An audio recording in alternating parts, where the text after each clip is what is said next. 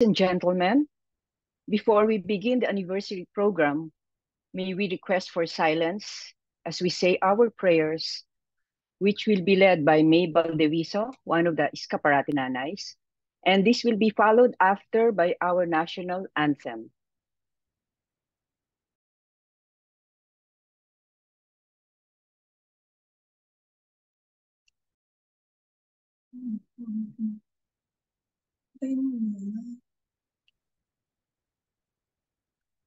Let us all remember we are in the holy presence of God. As we gather today for the third anniversary of Escaparate, before all else, we give thanks to God for another day bestowed on us. Thank you, Lord, as we celebrate the accomplishment of the past, while we rejoice in the present and remain enthusiastic to what lies ahead. Help us keep the purpose of what we live for. May you grant us the strength of good health, wisdom in making our decisions, humility with our dealings, a compassion for others, and a steadfast faith. Today is also the feast day commemorating the birth of Mary, Mother of our Lord Jesus Christ. Mary, who bore our Lord, the very heart of our salvation. May the sacrifice and love of the Blessed Virgin Mary inspire us to carry out the will of the Lord each day and with a joyful mind and heart. Gracious God, as we continue the celebration today, please grant your blessing to all Escaparate officers and staff, led by its principal founder and CEO, Mr. Joey Bermudez. Please walk with them in their mission to assist and grow the Escaparate community. We appreciate the programs and trainings we received being as members. Lord, please guide all Escaparate members and supporters that we may champion the advocacies and goals of the opportunities given us. When faced with challenges, be our beacon of light and hope. Thank you, Lord, for your presence today. Amen.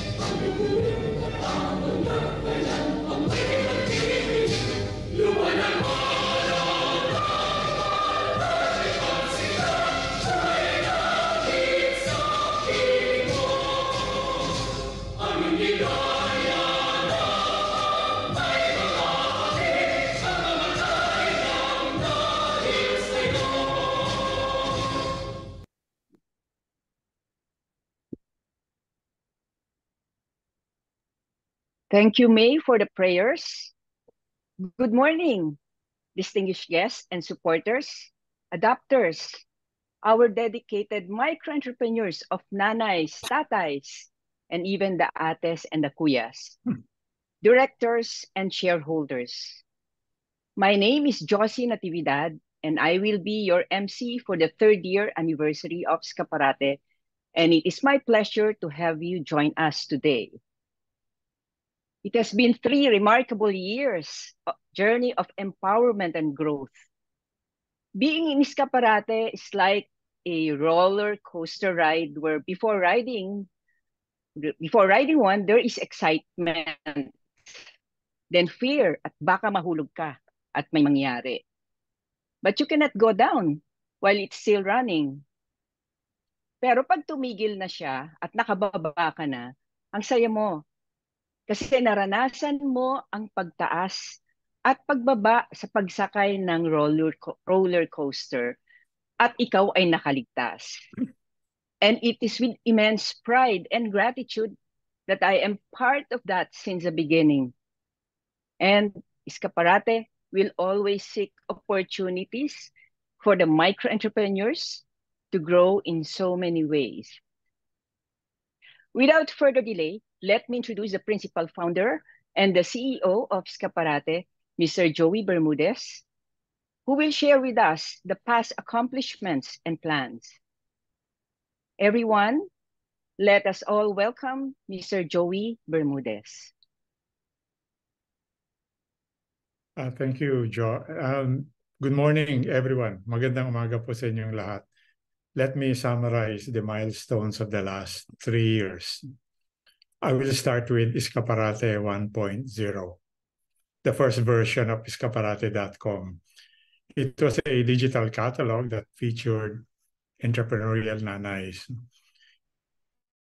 Each micro-entrepreneur had their own page containing a brief story about their struggles, a description of our products and their prices, and a set of contact details. So this was how the platform became known as Escaparate, which means showcase. Every micro-entrepreneur had their own space in a digital showcase.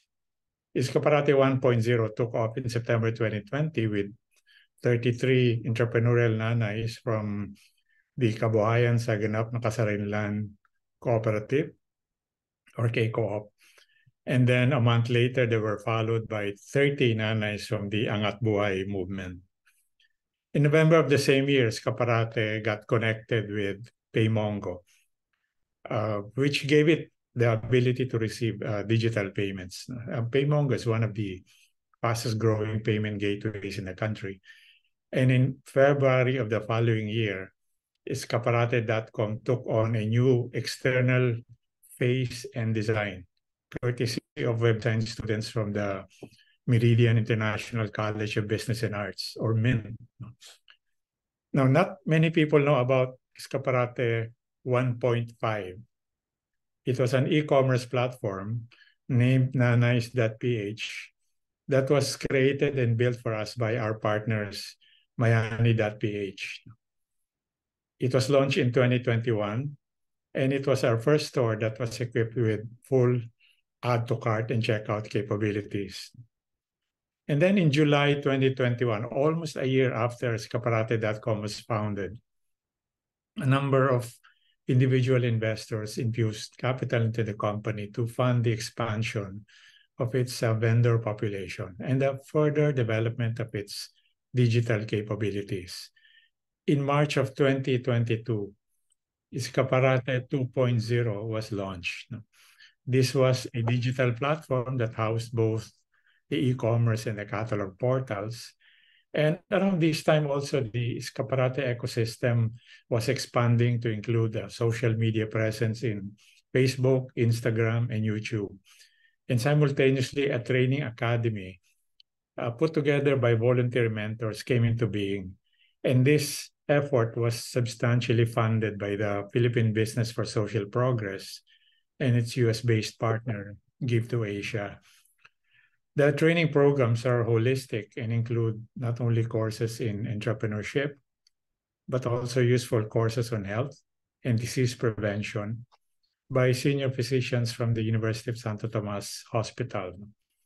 In the following months, the sessions were significantly boosted by training programs sponsored by the Global MSME Academy of the Department of Trade and Industries Philippine Trade Training Center. Today, a little over 3,000 nanays make up the Escaparate vendor population. Many of them come from cooperatives and foundations with whom we have built very solid relationships and which collectively have a membership of over 300,000. We engage them using all the assets of Escaparate, the e-commerce store, the catalog, the community malls, social media channels, and Scaparate Academy. Now, where do we go from here? As we speak, our development team is furiously working on Scaparate 3.0 to support the directions that the organization has set out for itself in the next 3 years. The new platform will clearly distinguish the two paths that Scaparate has taken in the last 3 years. I call these two paths the sell path and the support path. That we might end up with two websites, eventually each performing its role with clarity to its target audience, is something I won't discount, as it in fact looks very likely. The sell path has to do with Scaparate's efforts to sell for the nanays. This consists in curating the products of the nanays into themed bundles so that the generated sales value is greater than what the products, if they were sold individually, would have collectively fetched. Aside from curated bundles, Scaparate has also become the home of niche portals for groups that want a digital window for their physical storefronts. Today, Scaparate is the digital window of the Paraiso Market, one of our strategic partners, where farmers from the Seniors Faith Club, under the leadership of GK founder Tony Miloto, sell their fresh produce, vegetables, fruits, chickens, eggs, and fish to residential villages in Metro Manila. By the way, the Seniors Faith Club has also become a shareholder of Scaparate.com. Likewise, starting September 26, Scaparate will be the digital window of the Ortigas Market, a very successful every Saturday outdoor market in Pasig. At the planning stage today is a portal also to be named Halal Market to showcase the products of our Muslim micro-entrepreneurs. As well, there's a plan to put up an artist's gallery that will showcase for outright sale or auction the art pieces of the artists in Scaparate.com. And a number of them are actually differently able, or you call them PWDs, but with very exceptional creative and artistic talent. The support path is about Scaparate's efforts not to sell for the nanays, but to help the nanays sell. The biggest effort along this path is the setting up of a shared portal for online checkouts by customers who buy the products that are promoted by the nanays in their own social media channels. We all know that social media channels are not technically configured to close and execute sales conversations that begin and progress in these channels. Likewise, we have seen from our experience in the last 3 years how direct online transactions between the nanays and the prospective buyers are fraught with counterparty risks that make either party hesitant to proceed. The shared checkout portal puts Scaparate squarely between the two parties as the neutral protector against the buyer's payment risk and the nanay's production risk. Apart from giving the nanays a digital checkout portal, Scaparate will also lend its digital content capability to them for a reasonable fee. Because many of them are quite new in the business and do not have the resources to invest in branding and marketing content, they need help in constructing social media pages, for example, that attract the right customers and create advertising content that is compelling. In this project, our partner is a Bicol-based cooperative called the Simbag sa Pag-Asenso Multipurpose Cooperative, which is being run by the Diocese of Legazpi City. It has a strong enterprise development arm that has helped many of its members develop and copyright their brand content, logos, product labels, and marketing materials. The other major effort along the support path is the emplacement of a community selling platform where nanays that don't have yet a competitive product are constituted as resellers of highly saleable products of other nanays or branded items of huge nationwide distributors. This way, nanays generate revenues by bringing branded items or highly saleable products to their neighborhoods and communities while working to gradually build the competitiveness of their own products. Since many of the nanays are members of cooperatives, whenever they become resellers of branded distributors, we will encourage their cooperatives to fund their purchases of stock in trade. We mark our 3rd anniversary fully conscious of the most fundamental reasons why we are here. The stark contrasts that one sees every day simply militates against any thought about making Escaparate coterminous with COVID-19, which was the reason it was organized in 2020. When you see a poor nanay fumbling with her outdated, rickety cell phone as she works her way through messaging apps that the rich with their latest model laptops and smartphones play with like anything, you know that there's a digital divide that is splitting the world. When you know that the digital divide is between the poor and the rich, you know that it can only exacerbate the wealth divide. When technology creates this kind of outcome, it is not an equalizer, but the opposite of it. If we do not do anything about this anomalous situation, the micro-entrepreneur will at best be a mere replaceable piece in the formidable digitally powered distribution engines of monoliths. For this reason alone, Escaparate has to live on. Maraming salamat, Ben, Nolo, Philip, Chito, Joe, my co-founders. Maraming salamat Escaparate team. Maraming salamat business partners, adopters, donors, organization partners, and those who cheer us every step of the way. Higit sa lahat, maraming salamat sa mga nanay ng Escaparate.com. You may not be as street smart as Mark Zuckerberg or Jeff Bezos or Elon Musk, but you have a lot to teach us when it comes to entrepreneurial tenacity and fortitude. You are our real heroes. Thank you very much. Maraming salamat po. Nako, Joey, maraming salamat. At nasabi mo sa amin ang mga plano ng Escaparate, and we're excitedly looking forward to that. So, ngayon naman, we have invited a speaker who will give marketing insights based on his 25 years of experience with several multinational and top Philippine corporations. He's also a Go Negosyo mentor and was a recipient of the Agora Award for Marketing Excellence in Asia Pacific region. Ladies and gentlemen, let us all welcome Mr. Willie Arcilla. Good morning. Good morning. Ang kanya pong talk, by the way, ay Micro-Entrepreneurs, Compete, Innovate, Win. Oh, hindi ba maganda ang kanyang talk? Thank you. Thank you very much. So first of all, congratulations once again, Joey and your team, all the founders of Escaparate on your 3rd anniversary. And all the best as you launch Escaparate 3.0. It's very impressive that you've gone from initially 30 nanays to 3,000 and now 300,000 and perhaps 3 million in the future. Who knows?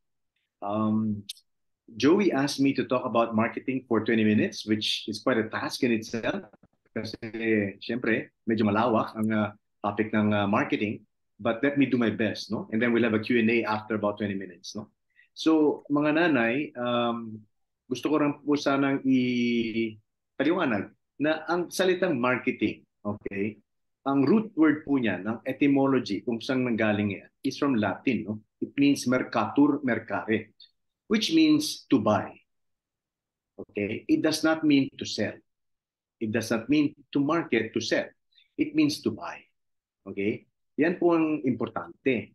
Okay? Na dapat natin tandaan. Ang mga consumer, sila po ang ating dapat aalamin kung ano ang kanilang pangangailangan. It does not matter what you sell. Okay? Kung dark chocolate man yan or banana chips man yan, okay, it's what they buy. Okay, again, it's not what you sell, it's what they buy. So doon po lahat dapat nagsisimula, no? Some of you may have done some research, maybe others have not, no? At yun ang ipapayo ko unang-una, no? Bago po tayo maglungsad ng ating negosyo, bago tayo magtayo, gumawa muna tayo ng kahit survey. Ano ba ang mga pangangailangan na hindi pa natutupad, na hindi pa nabibigay ng ibang mga competitor, no? Ano ba mga needs and wants, mga likes, dislikes, mga taste and preference, okay, mga pain points, mga problema, yung mga values, attitude, mga behavior ng ating mga mamimili na hindi pa natutupad. Yun dapat ang ating unang pagtuunan ng pansin. Hindi yung basta gagawa na lang tayo ng produkto na yun ang meron tayo, no? At saka nating lulunsad. Hindi po ganun ang proseso na tama. It's what consumers buy. It's not about what you sell. Okay? Unang-una po yun. Pangalawa ho, I understand that Escaparate was founded primarily to help the nanays, no? Which is a very noble, very honorable thing to do. But if I may remind everybody again, no? And this may sound rather shocking, but this is the truth, no? At the end of the day po, mga nanay, the consumer does not care about you. The consumer does not care about your problems. Sorry to say that. The consumer cares only about herself. The consumer cares only about her problems. Okay? So, baka hindi na natin dapat pagtuunan pa sa yung mga problema natin, kaya dapat tulungan. Hindi po ganoon ang consumer. Kayo mismo, no? Kasi maraming tayong problema, no? So, ang consumer, ang gusto niya malaman, paano niyo lulutasin ang problema niya? Paano niyo pasasayahin ang buhay niya at ang buhay ng kanyang pamilya? Okay, I hope that's clear, na? The consumer does not care about you. The consumer cares about herself. So you must put yourself in the shoes of the consumer. You have to care about the consumer. Okay, that's where everything starts, no? So ask yourself, no? Why should I buy my product? Okay? But para lang ba makatulong sa aking pamilya? Hindi pwede. Hindi pwede. Dapat meron kayong pakinabang. Dapat meron kayong benepisyo para sa consumer. Okay? What's in it for me? Okay? What's in it for me? Okay? Ano ang mapapala ko sa pagbili ng produkto ninyo? Okay? Anong pakinabang yan sa akin? Anong kabutihan yan para sa aking pamilya? Okay? Maliwanag ko ba yun? Okay? At kumpara sa lahat ng mga dark chocolate, mga ginger tea, turmeric tea, banana chips, kung ano naman yan, okay? Anong kakaibahan? Okay? Kaya nga nung una akong tinanong ni Sir Joey, talk about marketing, una-una kong hingi is magpadala kayo ng inyong listahan ng inyong mga pangangailangan.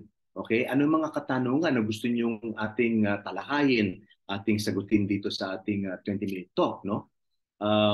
At bibigkasin natin mamaya yung iba, no? Nagpadala ng mga siyam na mga katanungan si Joey, no? So tatalakayin natin 'yan. Ganon din kayo, no? Bago kayo maglikha ng produkto, bago kayo bumili ng mga materyales at magbenta, please mga nanay, magtanong muna kayo, okay? Mag-research muna kayo. Okay? Hindi na rin po sapat ang, 'di ba, narinig natin, we must satisfy consumer needs, 'di ba? Tama po ba 'yon? Hindi na po sapat 'yon sa ngayong kapanahunan. Dapat po you must delight. Okay? Dapat matuwa, masayahan ang consumer. Bakit? Dahil pag ako masayahan sa inyong produkto, pag ako bumili ng inyong dalandan o ng inyong angat buhay cards o ng mga mga storybook, okay? The Mighty Red Kuda, for example. Pag ako masiyahan, ako mismo ang magbebenta para sa inyo. Ako mismo mag-i-endorse, lalo na may social media. Okay? Yung kagandahan yan, ang masasayang consumer, sila na mismo. Hindi nyo babayaran, walang gastos, sila pa magpo-promote para sa inyo. Yun ang ating objective, to delight the consumer. Naliwanag po ba? Okay? Bakit po? Kasi ang consumer, jaded na po yan, no? Consumers do not trust producers kasi nambobola lang ang mga producers. Nambobola lang, okay? Ilang beses na tayo napaso, di ba? Kung ano-ano pangako, tapos pag ating pinilit, sinubukan, tayo ay nabibigo, ano? Kaya hindi naman natin maisuli yung produkto. But consumers trust fellow consumers. Ulit ko consumers trust fellow consumers. Kaya pag ang consumer nyo nasayahan dahil nilutas yung problema niya, pinasayan yung anak niya at ang inyong asawa at kanyang pamilya, siya mismo, ang magmamarites. Ito, Mari, itong latest, napakaganda nito, nabili ko sa Escaparate, okay? At ito ang nagawa para sa pamilya. Mas pagkakatiwalaan po yun. Okay? So, tandaan ninyo, delight the consumer, do not just satisfy. Yung satisfy, 1970s, 80s pa yon. Ngayon, sa dami-dami ng mga kalaban, dapat you must delight them. Okay, isa pa. Bukod sa pagtinanong nyo anong kailangan nila, pag nakabili na sila, tanongan nyo ng feedback, kamusta po ba? Okay? Natupad po ba yung aming pangako? Okay, na sa aming produkto, nasarapan po ba kayo? Okay, nagamit po ba ninyo ng tama? Nakatulong pa sa inyong problema? Okay, nasayahan po ba kayo? Okay? Magtanong kayo ng feedback pang pagbutihin ang ating mga produkto. Okay? So ito ngayon ang kasagutan doon sa karamihan sa mga tanong, how do we compete versus China with so many low-price products, blah, blah, blah, blah. Okay, isa lang po. Number one, do not compete with Chinese products. Wala tayong laban dyan. Okay? 10 taon po ako sa China at talaga pong ang bansa na po yan na perpekto po nila ang mass production. So anong gagawin natin? Unang-una, umiwas kayo. Pag meron kayong produktong katulad na sa kanila, magpalit na kayo ng produkto. Okay? Dapat tayo ay maglunsad ng mga new and improved, bago at pinagbuti, better or superior, mas magaling, mas mahusay. Be a pioneer, be an original. Okay? Be distinct and different. Okay? Be unique and special. Sabi nga ni Sherry Hill, di ba? Pag tayo gaya-gaya, putumaya, you're nothing but a second-rate, trying hard, copycat. Tama. Okay? So hindi natin nakakalimutan yun. That very line of Sherry Hill captures the essence of success. Even that line is unique in itself. Kung sino man yung writer, ang ganda ng linya. You're nothing but a second-rate trying hard copycat. Sa Escaparate, in fact, sa buong mundo, ang nagtatagumpay lang ang mga original, ang mga pioneer, ang mga superior, unique, special. Pag tayo copycat, mamamatay tayo. Ulitin ko, malulugi lang kayo, mauubos ang inyong kapital. Okay? Magkaaway pa kayo ng inyong asawa at lahat kung kayo ay gaya-gaya putumaya. You have to come up with something innovative or do not even go into business. Okay? Kung halimbawa, lahat kayo pare-pareho, anong gagawin nyo? Mag-cooperative na lang kayo. Katulad ng New Zealand, lahat ng gatas na iniinom natin dito under the brand Angkor ay isang brand ng libo-libong mga dairy farmers ng New Zealand. Hindi sila nag-away-away. Nagkaisa sila, isa lang ang brand natin at ang merkado natin ang buong mundo. Okay? Angkor. Okay? O kaya Arla from Europe. Ang mga dairy farmers ng Europe, hindi rin nag-away-away, nagkaisa. Okay? Hindi katulad ng mga Pilipino, usually dahil sa crab mentality, nagkaisa. Sabi nila, we will form one cooperative of standard quality dairy milk and we will market to the world. So, mag-cooperative na lang kayo. Okay? So, marketing principles in summary, I have 10 minutes more. Tatlo lang, Number one, build the brand. Okay? Build the brand. Because consumers do not buy generic products na pagpasok sa isang tindahan, meron ba kayo diyang hotdog? Hindi. Ang tatanungin, meron ba kayong tender juicy? Okay? O kaya, pabili nga ng cellphone loan, meron ba kayong smart, meron kayong globe, di ba? Bakit? Ang tatak nagbibigay ng pagkakatiwala. Tiwala ka sa pangalan na yan. Diba? Natanong mo, anong tatak niyan? No? So dapat, meron kayong brand. At dapat, maganda, kaakit-akit ang pangalan ng inyong brand para binibigyan mo ng pangalan isang tao, inyong anak. Hindi mo nang bibigyan ng pangalan na pangit ang anak mo. Ganon din sa inyong mga produkto. Dapat maganda. Okay? Kaakit-akit ang mga pangalan. Pangalawa, own a benefit. Ha? Sabi ko na, dapat mayroong pakinabang, may benepisyo. Hindi lang yung para matulungan tayo makaahon sa kahirapan. Wala po silang pakialam sa inyo. Ang pakialam nila yung sarili nila. So anong benepisyo ng produkto nyo sa akin? Kukwento ko lang ito, no? Doon po sa aming parokya dito sa Silang, minsan after the Mass o before the Mass, may isang lumapit sa akin na bata, ang lungkot na mukha, talagang yagit na mukha, nagbebenta ng balut. Okay? Nagbebenta sa akin ng balut, bumili na kayo, wala pa akong benta. Ba't ako bibili? Sabi ko, sa mukha mo pa lang, okay, nalulungkot na ako eh. Okay? So dapat masaya kayo para at ba't kayo magsasaya? Kasi meron kayong pakinabang na binibigay para sa mamimili. So sinabi ko sa kanya, mula ngayon, okay, pag alok mo, ganito ha, bumili na po kayo ng balot na pampatigas ng tuhod. Yun ang benepisyo ng balot. Dati-rati, wala siyang benta. Sa susunod na linggo, tinanong ko, kumusta na? Sir, ubus na ang aking balot. Nakita ko, ang daming bumibili. Bakit? Nag-focus siya sa benepisyo. Pampatigas ng tuhod. Pampalakas ng mga, lalo yung mga senior, ang dami bumibili ng balot sa kanya. Kaya siya ay ubus-ubus na ngayon. So, focus on the benefit. Own a benefit. Okay? So, pangatlo, be a blessing. Pag kayo sinabihan ng inyong customer, para kayong hulog ng langit sa amin. Ang consumer nagsabi sa inyo, narating nyo na ang nirvana ng marketing. Okay? So, in very simple three principles, all in B. No? Build a brand, own a benefit, and be a blessing. Okay? Okay, next. Mga nanay, over the past 3 years, hindi ko alam kung kamusta ang performance niyo. I'm sure some are doing well. I'm sure some are not. Okay? But for all of you, meron kayong isang bestseller. Okay? Tama po ba? Focus on your bestseller. Okay? Tanungin nyo ang mga repeat customers nyo. Bakit sila bili ng produkto ninyong bestseller? Okay? Sa kabila ng sandamakmak na mga produktong mabibili. Okay, diyan nyo mahihimay ng husto ano ang unique selling proposition, ano ang point of difference, anong brand positioning, anong brand image ninyo. Okay, siya nyo nang gagamitin ngayon at siya nyo ngayon ibo-broadcast, okay, sa inyong ipapamala sa buong mundo na ito ang pinaka kaluluwa ng produkto ninyo.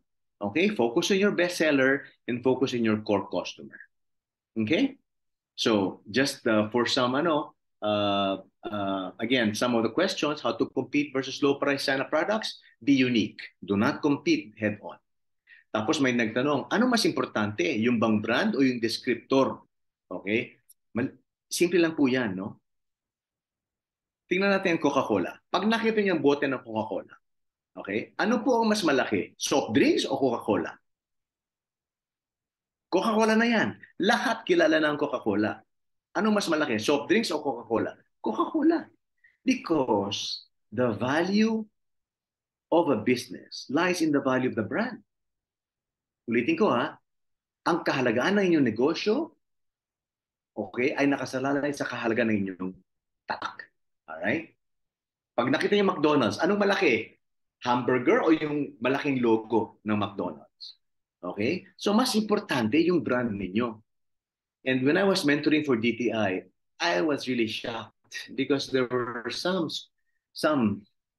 mentors or either DTI or from DOST who said, dapat yung descriptor, dapat dried mango, hindi yung tatak ng dried mango. Sabi ko, mali. Wala ka nang ang perang pang-advertise. Liliitan mo pa yung brand. Tanggalin mo na lang yung brand. Ano nangyari? Generic na. Example, pagdating sa mga gamot, ano ang mas mataas ang presyo? Yung branded o yung generic? Yung branded.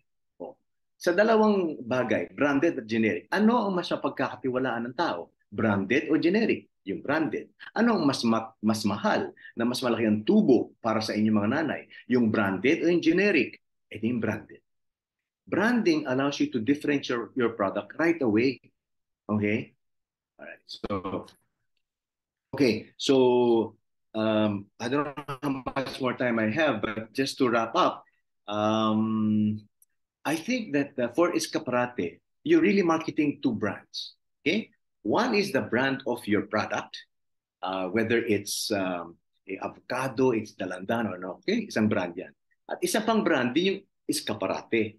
All right, so whoever is marketing Escaparate also has to develop its own positioning in the market. All right, so that consumers will go look for Escaparate and then look for a particular brand. So you just have to be considered. For example, kung Filipino products yan, di ba? Napag-usapan na namin sa Joey, dapat walang imported dyan. Okay? Sometimes I notice there's some imported products, which is debatable. But then that's why I'm saying you have to be consistent. For example, pag pumunta kayo sa SM Kultura website, di ba? Lahat yon, siguro may mga imported na materials, pero designed by Filipinos, yung mga damit, etc., etc.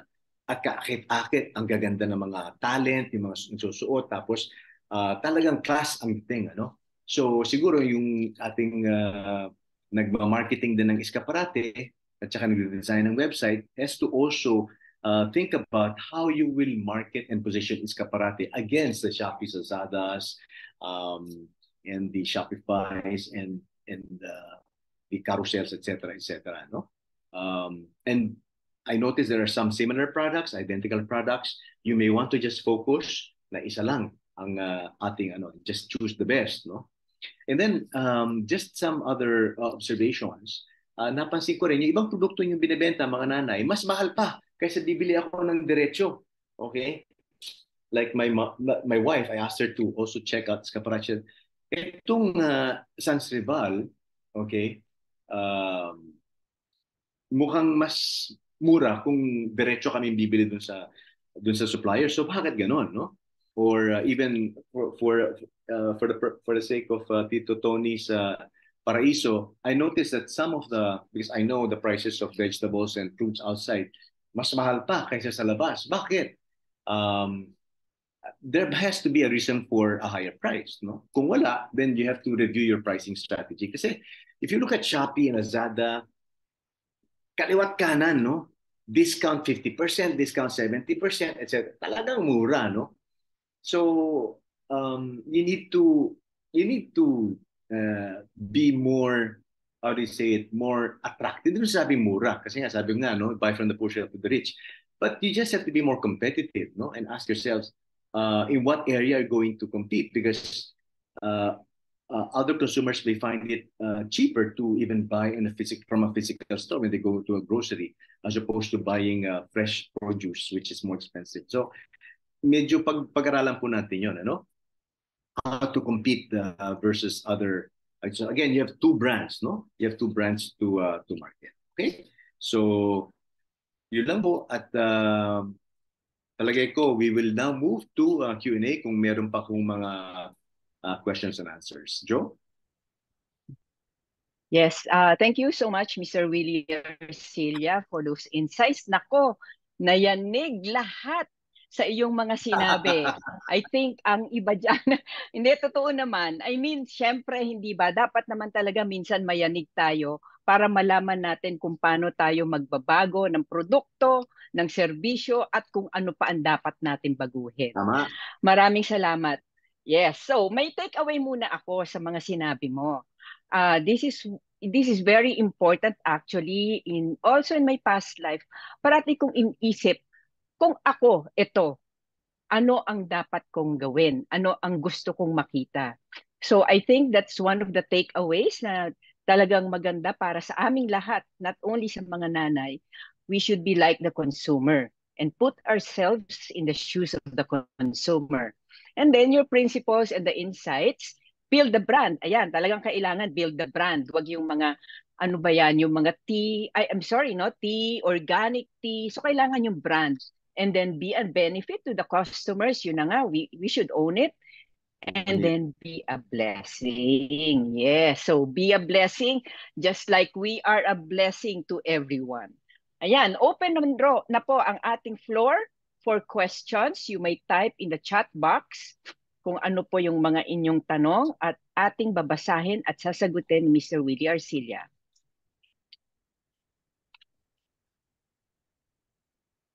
Okay, so anyway, meron akong uumpisahan muna, Mr. Willie. Parang merong phone-in questions. Sure, Josie, go ahead.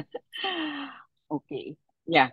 Okay. So, merong isa, paano kunyari ang aking produkto ay peanut butter.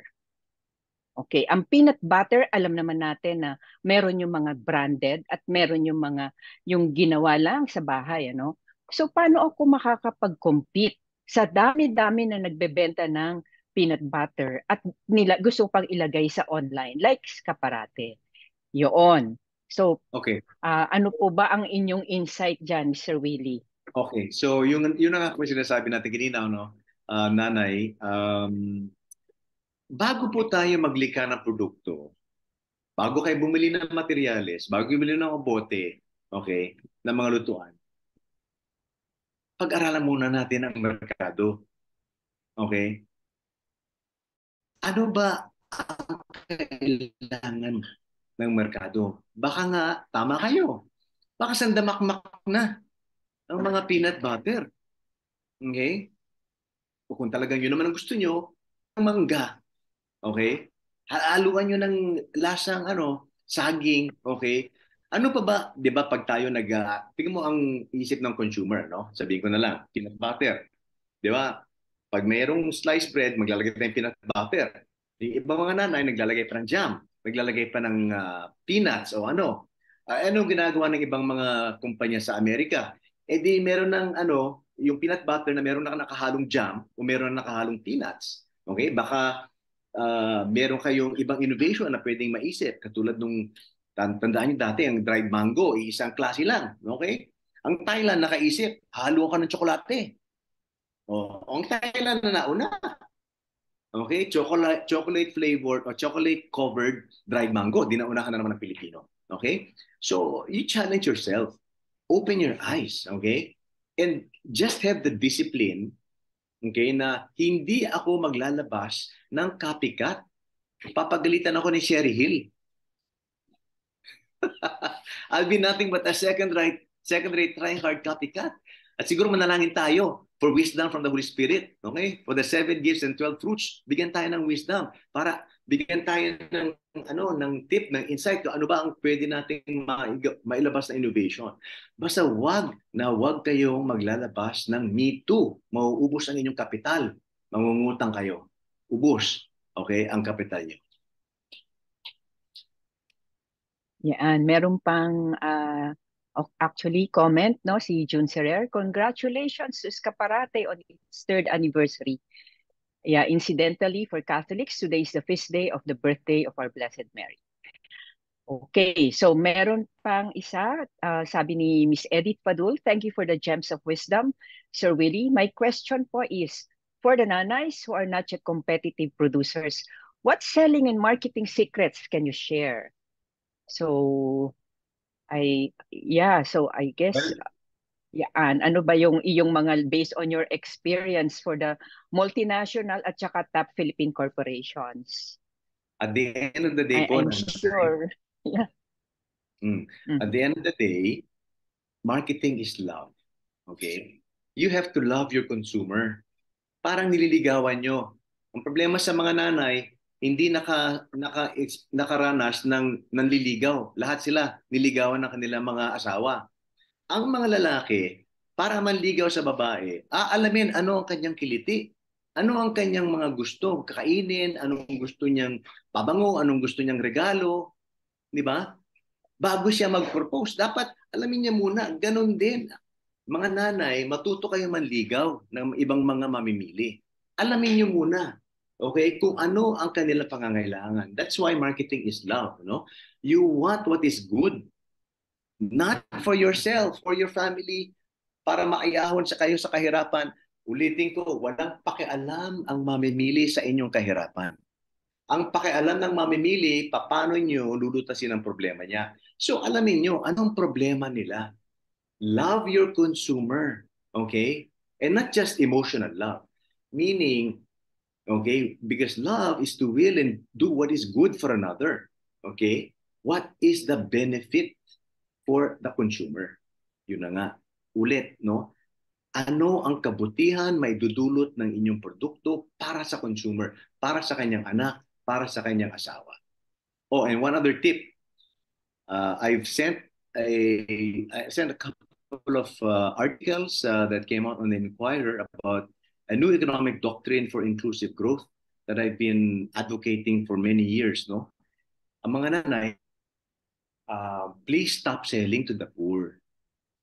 Napansin ko na ang Pilipinas kaya hindi umuunlad at walang pag-asang umunlad. Sasabihin ko na ngayon, walang pag-asang umunlad ang Pilipinas.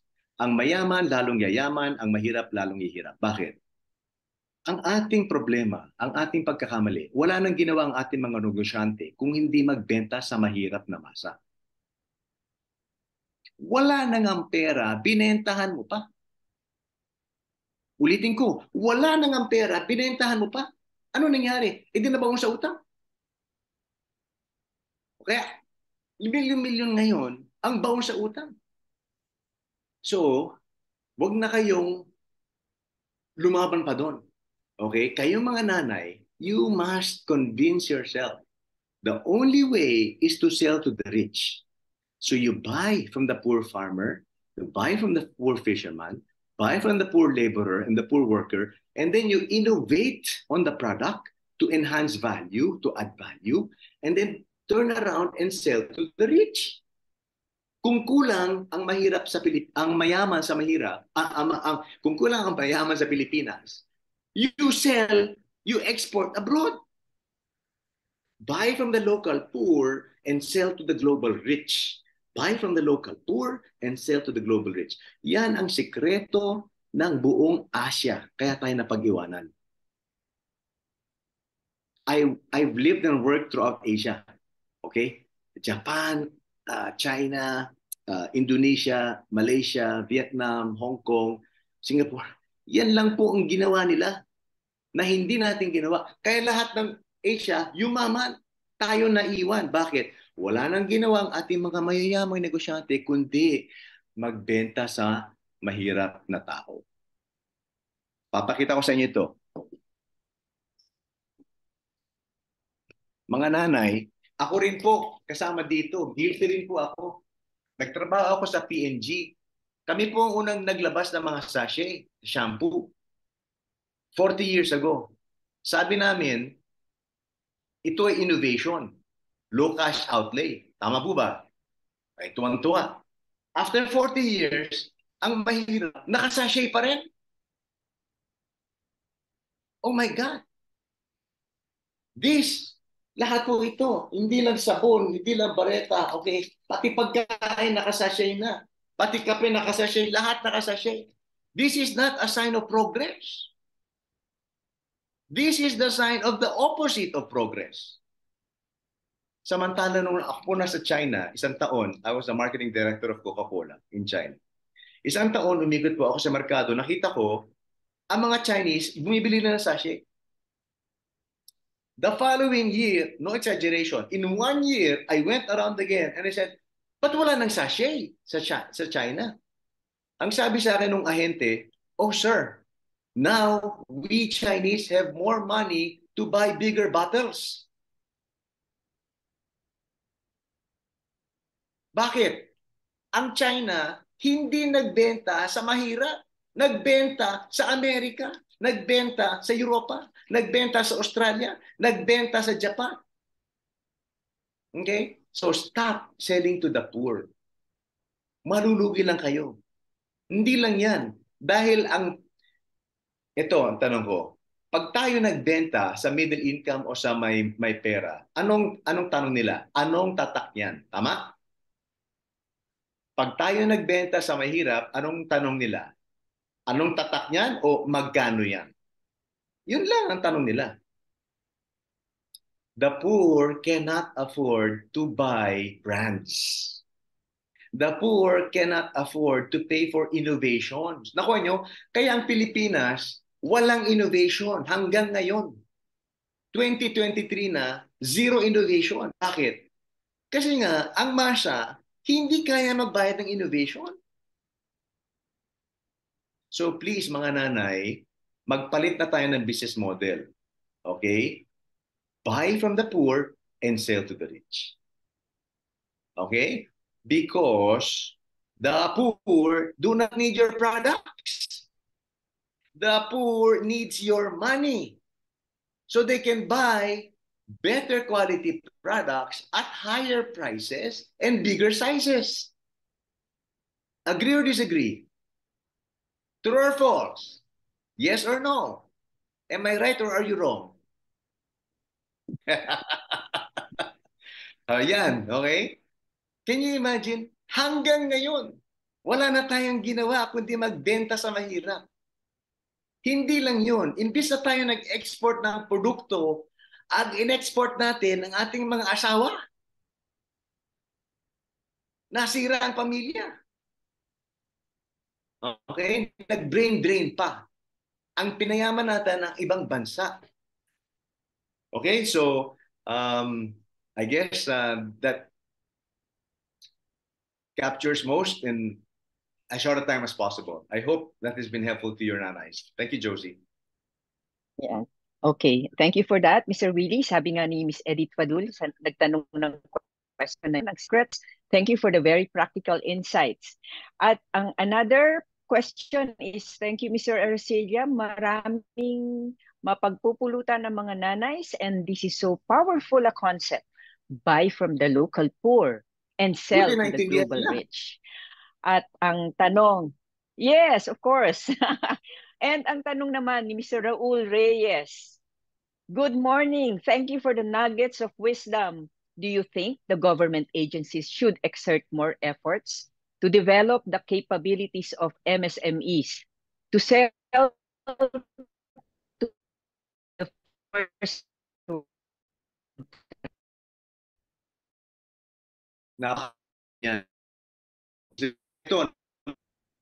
Wala silang notion. Hanggang ngayon, ang strategiya ng ating gobyerno, mag-export ng OFW. Tanga. Kaya nga po, ako ay talagang man on a mission. I'm trying to diaspora is not an economic strategy. It is an economic tragedy. Hindi po sila marunong mag-export ng high-quality products. Wala po silang business sense or economic sense. We have stupid, idiotic economists. Meron po tayong ekonomista, si Joey Salceda, si Alvin Ang, at saka si Shelito Habito. Ang sabi nila, forget Philippine agriculture, forget Philippine manufacturing, they have hollowed out. Can you imagine that? We just import everything from abroad and pay for it with OFW remittances and call center agent salaries. Ganyan mag-isip. Kaya nakakalungkot po, talagang, nako, hindi ko po I cannot say, the question is rhetorical, no? Of course, the government must help, but the government is idiotic. Idiotic. Why? Because they have no track record of building a nation. Show me any economist who has had a track record in building inclusive growth.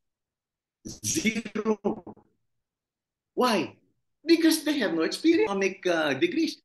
Dito sa Asia Pacific, access Taiwan.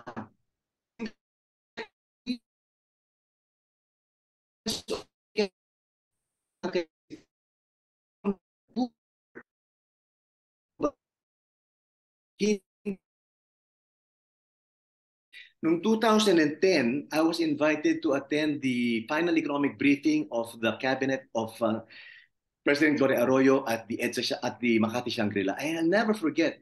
Ganon na naman ang NEDA. Oh, we will grow by 6% because of OFW remittances, $30 billion. I could contain myself anymore. This was a room full of ambassadors, foreign businessmen, bankers, etc. I had to raise my hand and say, excuse me, I don't think that's an economic strategy. $30 billion, mukhang malaki. Dinivide ko. Divide by 15 million OFWs, that's only $2,000 per person. Divide by 12 months, that's only $180 per month. Divide by 5 people in a family, divide by 30 days, wala pang $1. Sabi sa akin ng NEDA, secretary at the time, acting secretary, sa harap ng, sabi niya, Mr. Arcilla, tama po kayo dyan. Maliit po yan pag dinivide natin. Pero pag pinagsama-sama po natin yung maliit, malaki pa rin.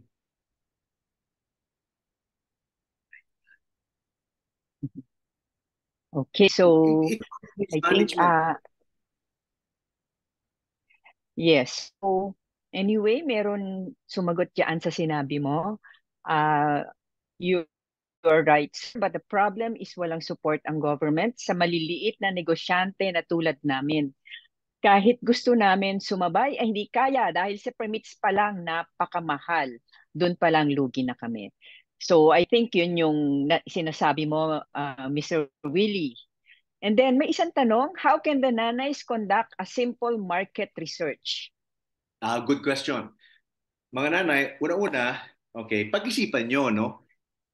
Sino ba ang tatargetin natin? Okay, alam na natin, hindi na mahirap, di ba? Yun na lang, middle income tsaka yung may kaya. Okay? Huwag muna tayong lumayo masyado. Doon sa ating city, municipality, pag-aralan nyo. Okay? Kung, halimbawa, magbebenta kayo ng produktong pang supermarket. Punta kayo sa supermarket. Tingnan nyo kung ano yung mga mabenta mga brand, ano mabenta mga produkto. Hindi nung binibili ng mahirap, ha? Hindi mga sachet, kundi yung malalaki. Pag-aralan ninyo. Okay? Tapos, kung po pwede, intercept nyo, tanungin nyo, mag-survey kayo doon. Bakit po itong napili ninyo? Ito bang palagi yung binibili? Ano po bang benepisyo nito? Ano nakikita ninyo? Ano pa ba ang kulang dito? Kung maglalabas po ng bagong produkto, ano pa po ba ang inyong mga mungkahi para ito ipagbuti? Ganun. Common sense. Sige. Marketing is common sense. Okay. Common sense. Okay, so dalawa na lang ang aking pero may mga questions pang iba, no? Ibabato ko na lang sa iyo after. Ang comment dito ni Ziggy Filonco, actually, isa sila sa magiging partner namin, Winrock. Very insightful talk from Sir Willie. I think it should also be emphasized that branding also entails a responsibility on the business owner themselves. Integrity in the process, like food safety. That aside, what changes would you suggest to create an enabling environment in the Philippines for the development of MSMEs? MSME. Yes. To be honest, it has to come from President Bongbong Marcos, no? He has to tell the rich.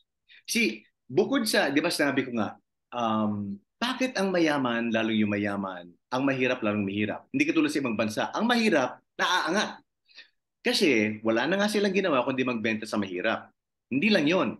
Mas masahol pang ginawa. Nag-import galing sa labas, nag-angkat galing sa labas. Ang pinayaman, ang foreign farmers. Ang pinayaman, yung foreign manufacturers. Tsaka binenta sa mga lokal. Okay. So yung mga remittance ng ating mga OFW, lumabas din.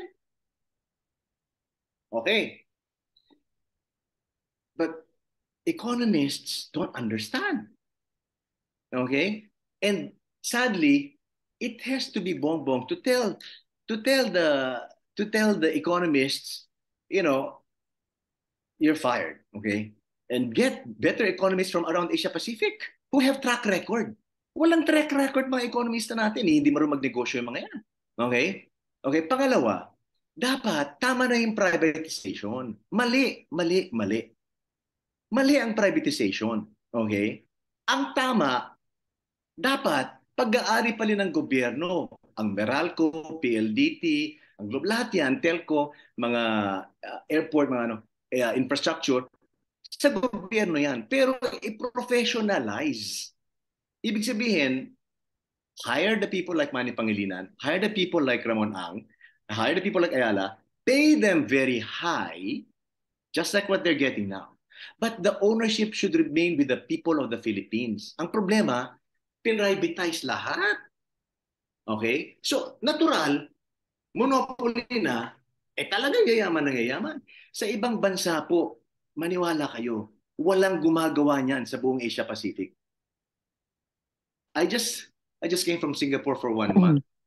Ang Singapore po, ang per capita income, $90,000 per year.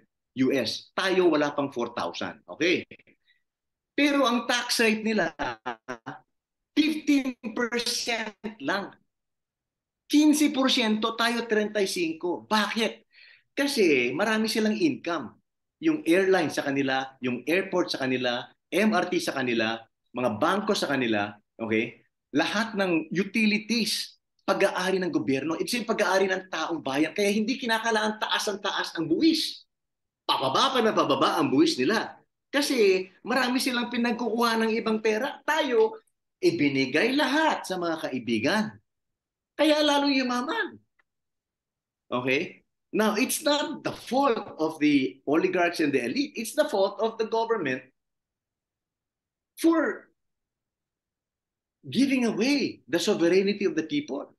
Kaya nga, di ba, natandaan nyo, a few years ago, nagalit na si Digong, di ba?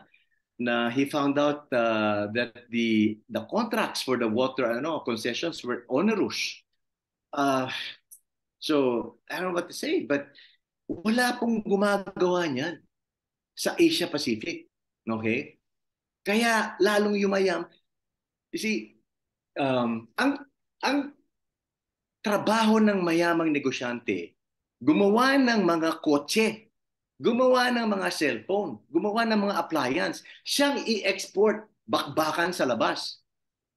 Ang trabaho ng gobyerno, pagandahin ang infrastruktura, pagandahin ang utilities, ang kuryente, ang telco, ang tubig, lahat yan, airport, tsaka pagkakitaan yan para may pambili ka ng mga fertilizer, may pambili ka ng gamot ng mga para sa COVID, mayroon kang pangpalit dun sa BRP Sierra Madre na kahiya-hiya, okay, sa Ayungan Shoal, meron kang pangtulong sa mga mahihirap. Wala talaga may tutulong sa MSME. We are now... Okay, so Mr. Will... That's why we're borrowing... I'm sorry. Okay, I'm sorry, Mr. Arcilla. We're running out of time. I just want to... I'm really sorry about that. So I think you have captured whatever you have to say sa mga questions and comments here. But there are 2 comments na lang na kailangan kong basahin. And this comment is from Rafi Alunan. No question, just inputs. Congrats, Joey Bermudez, for Escaparate. Superb guidance by Willie. Payo sa mga producers ng pagkain, maintain quality. Follow safety standards. Consistent supply. At saka tapatan ang growing demand for your products. Otherwise, competitors will fill in the supply gap. Sa mga service providers naman, customer service should be thorough, prompt, mindful of customer-specific needs. At sa mga vendors ng appliances, gadgets, at household items, technical service like customer service is very important. And as always, make it affordable for your buyers. Yan nga ang sinabi ni Mr. Willie. Ang presyo, importante rin yan. Okay? So, and then we have another comment. Isa naming founder, shareholder, Mr. Philip Ong, Escaparate is the brand. We have to be the quality curator and transaction facilitator. And we are beginning to be one, actually, the quality curator of Nanay products. Nakikita nyo naman yan sa mga video, sa mga pinopost namin sa social media.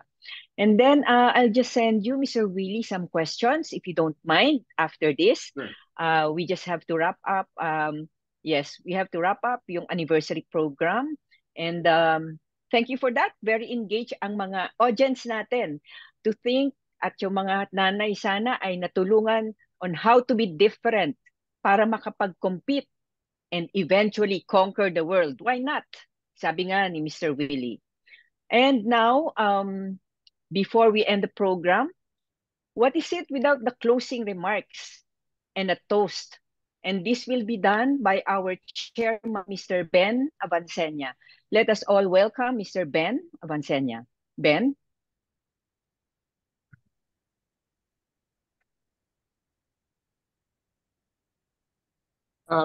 Salamat, Joe. Salamat, Willie, for that very insightful presentation. Tsaka, Joey, maraming salamat sa palaging pagsuporta mo sa eskaparate natin. I'm amazed that it's been 3 years now since we started Eskaparate. Nakakagulat po kasi tuwing board meeting namin, ang isa sa mga pinakamalaking suliranin na pinag-uusapan namin kung kaya pa namin ipagpatuloy pa po ng 1 taon ang aming Eskaparate. Dahil hindi naman po walang suliranin na hinaharap ang Eskaparate, ang katunayan madami. Alam niyo po, usually itong mga ganitong inisyatiba, sinisimulan niya ng mga bata at saka mga agresibong individuals. Ano? Ang Eskaparate po, sinimulaan ng senior citizens na. Kaya lang, ang puso po namin, mas bata pa kaysa sa madaming millennials. Bakit po?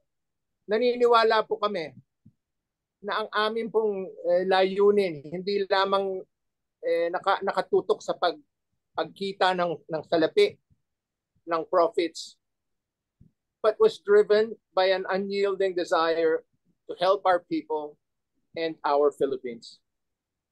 Madami po tayong suliranin dito sa bayan natin. At syempre, alam naman natin po na ang pinakamalaking challenge na hinaharap ng Pinoy, ng ating bansa, yung napakalaking divide between the rich and the poor, the haves and the have-nots, or the haves and the have very little. Nabanggit na rin ni Willie yon. Yan ang ating napakalaking problema dito sa bansa natin. Ano?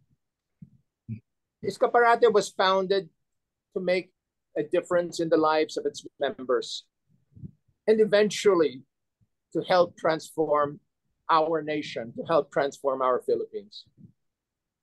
Alam niyo po, ang kinabukasan po ng Pilipinas, siguro naman alam po nating lahat, hindi po nakasalalay sa mga politiko. Alam na po natin yan dahil taon-taon o bawat eleksyon po, pumipili tayo ng mga politiko, palagi naman po tayong hindi po nagagawa yung inaasahan nating magagawa nila. Hindi nagagawa yung kanilang mga pangako. Ang futuro po ng Pilipinas nakasalalay sa bawat isang individual na Pinoy.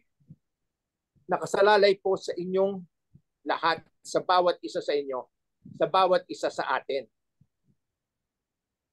As the Filipino standard of living improves, so will his voice in running this nation. Huwag po nating kalimutan, hindi po tayo dapat umasa sa mga politiko.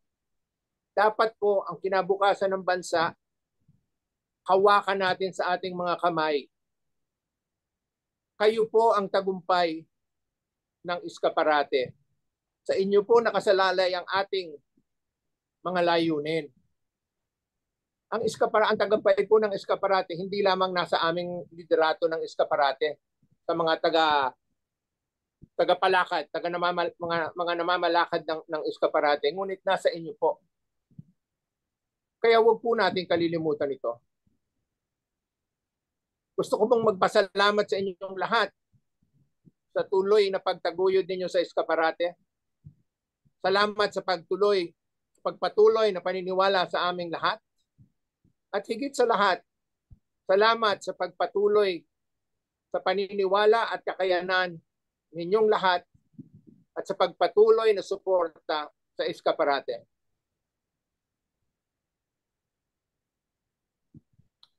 May I propose a toast to the third anniversary of Escaparate.